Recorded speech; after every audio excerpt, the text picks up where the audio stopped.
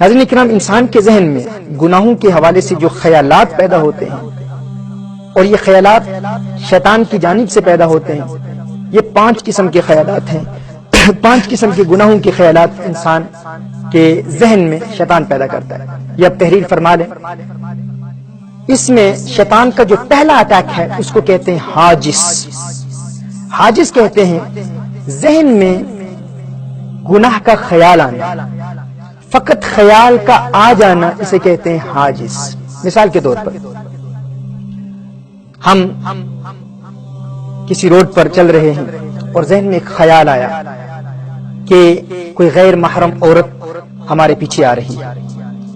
فقط یہ خیال کا آ جانا اسے کہتے ہیں حاجس۔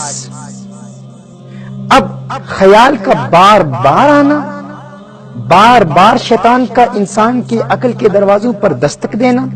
بار بار انسان کے ذہن میں اس عورت کا خیال آنا، اس کو کہتے ہیں خاطر۔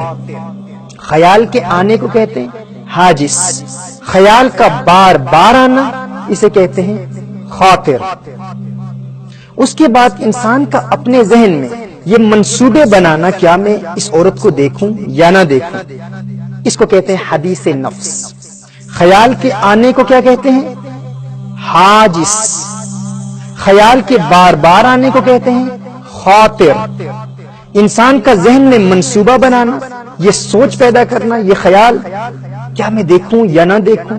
اس کو کہتے ہیں حدیث نفس۔ اس کے بعد جب انسان منصوبہ بنا لیتا ہے، اپنے ذہن کو تیار کر لیتا ہے، اور انسان کا غالب ارادہ یعنی ذہن کی غالب جہت اس طرف چلی جاتی ہے کہ میں نے دیکھنا ہے، اسے کہتے ہیں ہم۔ یعنی ایک مغلوب سی مزاحمت انسان کے دل میں موجود ہوتی ہے کہ میں نے نہیں دیکھنا، لیکن غالب جہت یہی ہے، غالب ذہن یہی ہے کہ میں نے حرام کی جانب دیکھنا ہے۔ یعنی مثال کے طور پر اگر 90% انسان کے ذہن میں یہ خیال ہے کہ میں نے اس عورت کو دیکھنا ہے،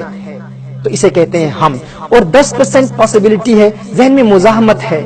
دل کہہ رہا ہے کہ نہیں دیکھنا چاہیے، گناہ ہوگا، میں توبہ پر استقامت حاصل کرنے کی کوشش کر رہا ہوں، میں ایک مدت سے جد و جہد کر رہا ہوں، دل کے ساتھ دروازے بند کرنے کی کوشش کر رہا ہوں، یا بند کرنے میں کامیاب ہو چکا ہوں، اب شیطان چاہتا ہے کہ ان دروازوں کو ایک مرتبہ پھر کھولے، میں کیوں دیکھنا چاہتا ہوں، میں کیوں ارادہ کر رہا ہوں۔ اگر 10% یا 20% یا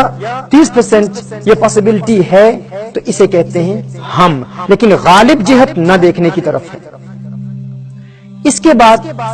جب انسان کی 100% 100% انسان تیار ہو جاتا ہے کہ میں نے اس حرام کا ارتکاب کرنا ہے، اس گناہ کو دیکھنا، یہ کوئی بھی گناہ ہو، آپ کے سامنے 1000 پاؤنڈ موجود ہے، پڑا ہوا ہے، 1,00,000 روپیہ ہے، آپ جانتے ہیں کوئی دیکھ نہیں رہا، خیال آیا کیا یہ اٹھا لوں، چوری کر لوں، اس خیال کا آنا حاجس، خیال کا بار بار آنا خاطر،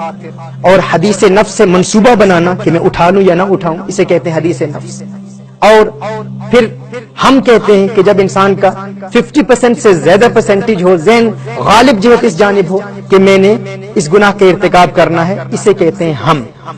اور جب انسان پختہ عزم کر لے، عزم مصمم ہو جائے، پختہ عزم ہو جائے کہ میں نے اس گناہ کا ارتکاب کرنا ہے، تو اسے کہتے ہیں عزم۔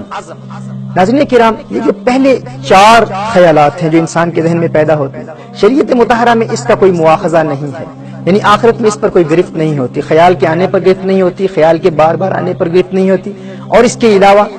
منصوبے بنانے پر بھی گرفت نہیں ہوتی، اور نہ ہی